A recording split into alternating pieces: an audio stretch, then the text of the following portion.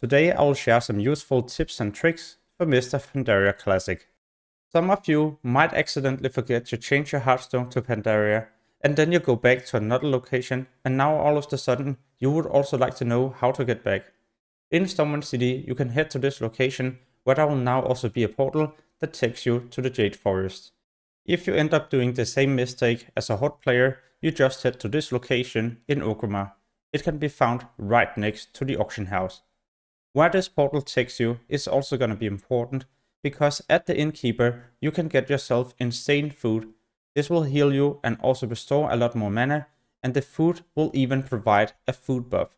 So get these for your leveling.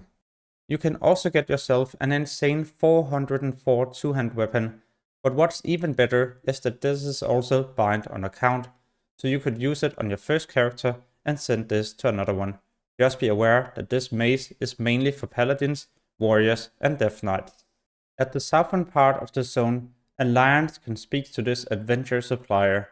If you are fresh level 85 or you just got to Pandaria without good gear, then I would recommend you to head here immediately, as you can get yourself a full set of items at item level 372. Yeah, there's even weapons and trinkets as well. Don't worry, Horde also has a supplier, and this can be found in the middle of the Jade Forest. Here you can get the exact same items as Alliance.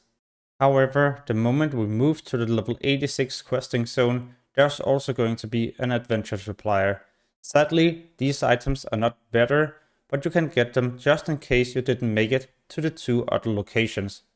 However, as we continue to level up, there will be a new supplier where you can also get yourself green items, requiring you to be level 88, but with an item level of 408.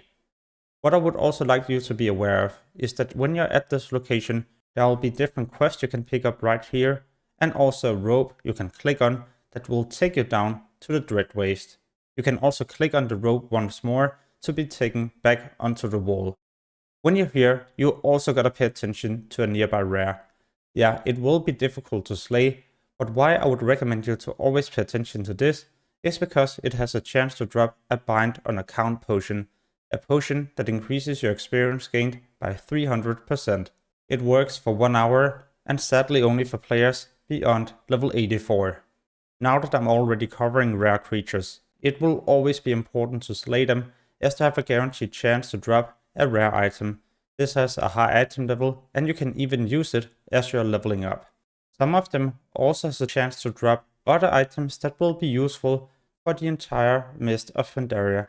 For example, this one, where you can get an item that increases your stats by 500 for 1 hour. So you can use this instead of spending a lot of gold on consumables when you're leveling, doing max level content, for example normal dungeons, where you don't want to use expensive consumables. The last rare creature I'll always be paying attention to is the one right here. You gotta be aware that this is also going to be pretty difficult to slay, as it has many different abilities, which is also dealing a ton of damage.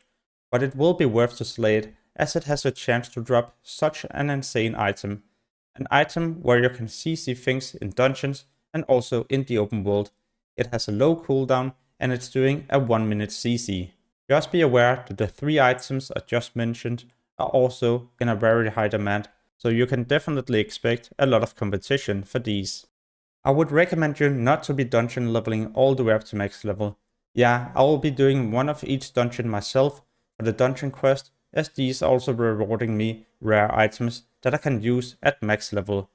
However, leveling with questing is better, it's quicker, and you're also gaining reputation, which will be so important at max level. Talking about gaining reputation and also leveling up more efficiently, whenever the Darkmoon Fair is active, you should head to this location where you can buy yourself a ticket. Here you can get on this ride, and this will give you a buff that will last up to 1 hour. It will increase your experience and reputation gained by 10%. What we can also do as we're leveling up is collecting treasures. Treasures are granting you gold, but also close to 200 to 300,000 of experience. So this is an efficient way to increase your leveling speed. There's many different locations where you can get these treasures, and I've made a complete guide where I'm showing you the map location and also where you need to head. You can find this video on my channel. For those of you watching this video during the launch week, remember to also level up your gather professions. Not only are you leveling up your character, but every single hour you're probably also getting yourself thousands of gold, because there will be a high demand for these profession materials, and this is where people are also paying overprice. The moment you reach level 90, you would also like to start flying as quickly as possible, as this will be important so you can travel around a lot quicker, and that way also gear up faster or farming profession materials better and quicker. But at these flying trainers, you can also get yourself a new thing in Mr. Pandaria. This is a bind on account book you can send to your old characters. The moment you reach level 85 and move to Pandaria, you can now also start flying. So this is going to be a massive change for those of you who has many different characters you need to level up quickly. By the time you reach max level, or well, even 88, you should be questing in these two zones. Basically because there's going to be many important quest chains you would like to finish, as those are rewarding you insane rare items which can be helpful for heading into heroics a bit quicker. At some point you might also need to go on top of the big wall separating you from getting into different locations. Without a flying mount, you can just open up this door at this location and run up the stairs.